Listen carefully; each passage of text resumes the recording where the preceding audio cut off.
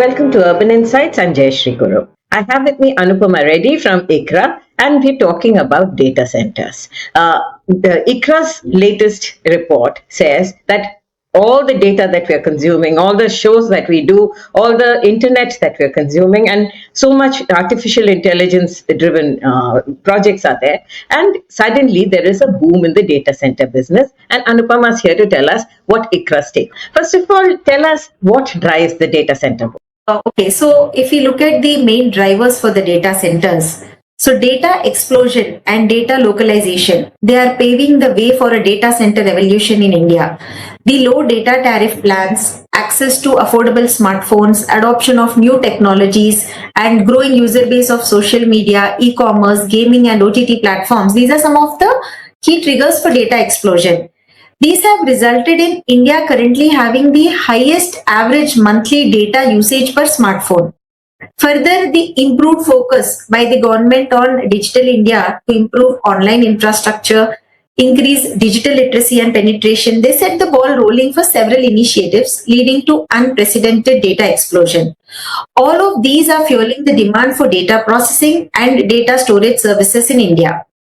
While cloud, 5G rollout, machine learning, and Internet of Things are expected to generate enormous data and storage requirements, generative artificial intelligence-led high computing requirements, they present a new wave of demand for the data center capacity and a significant opportunity for the data center operations going forward. Sure. So currently, what is the volume of investment that has come into data centers, and especially with the exploding AI usage? What do you expect? What are your readings of the market?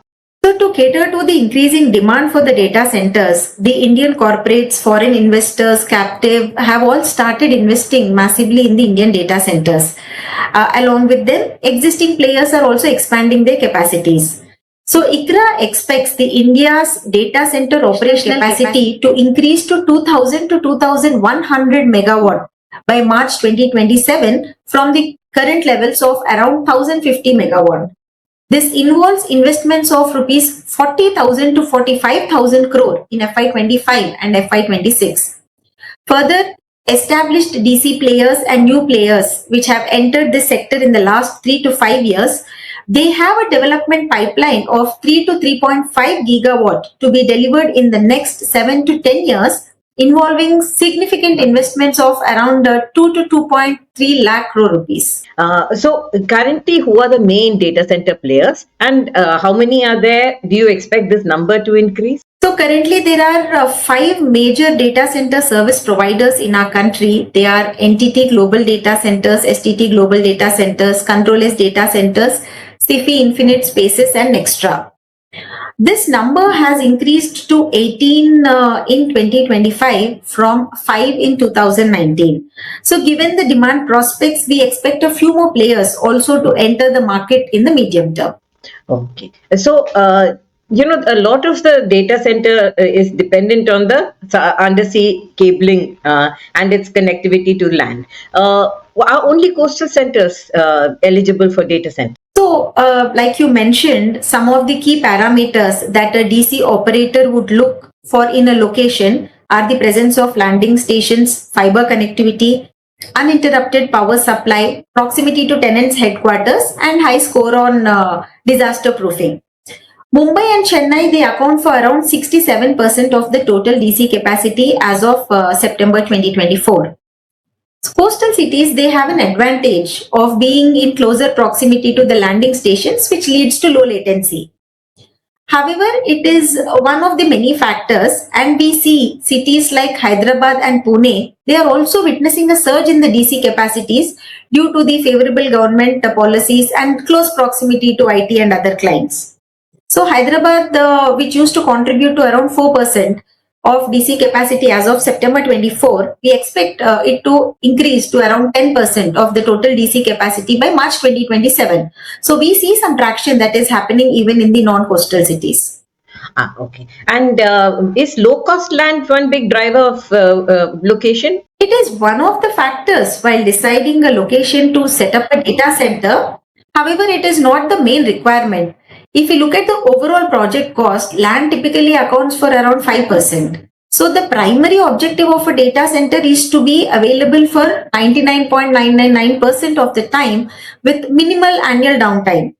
For this, the DC players look for, say, proximity to client, low latency, and the other factors that we have discussed earlier. And you also spoke about a hub and spoke model. What is that model? If you could describe that. Okay, so in India, the existing and upcoming DC capacity in the near term is majorly present in the tier 1 cities.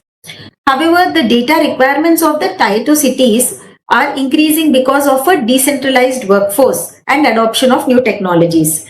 So consequently, the demand for edge data centers, which are built closer to the base, are on a rise.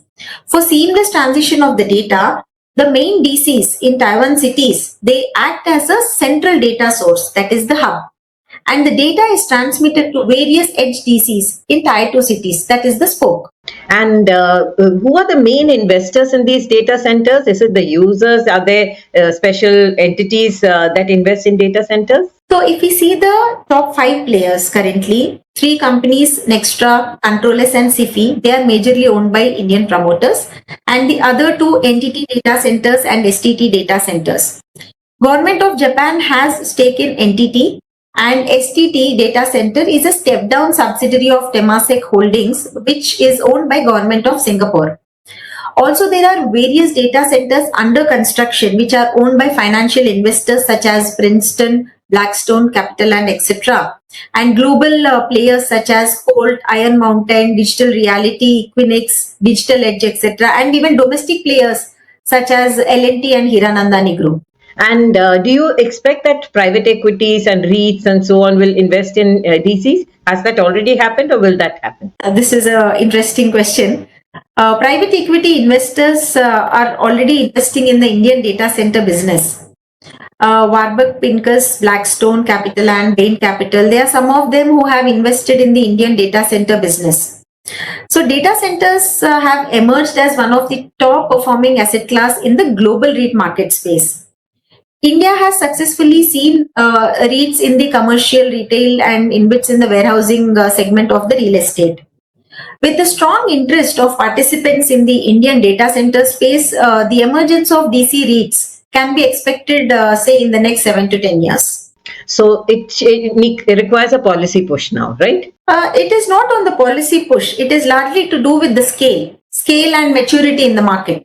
But with the current REITs policy framework, data centers are eligible for REITs, is it? Yes. Okay.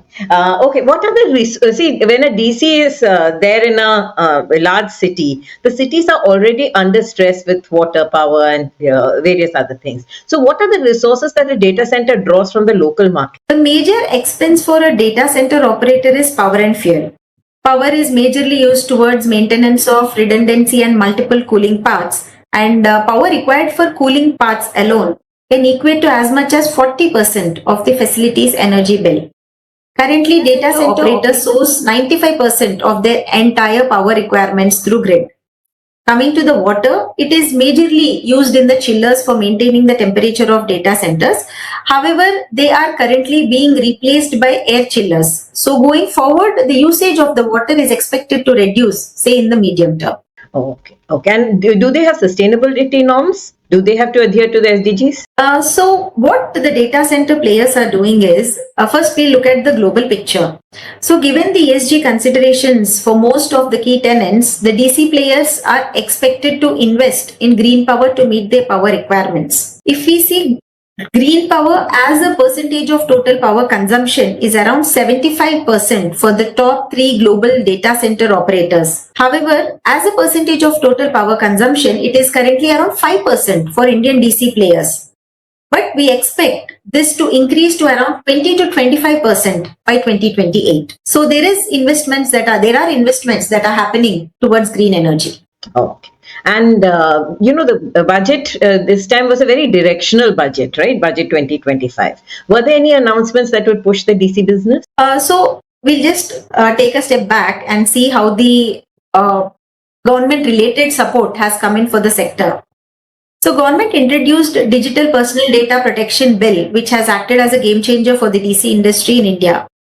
In Union Budget of 2022-2023, government has provided infrastructure status to the data centers.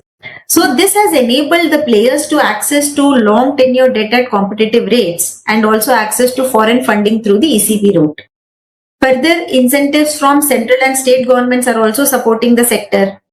Some of the state governments have special incentives like land at subsidized cost, power subsidies, exemptions on stamp duty, and other concessions to boost the DC investments.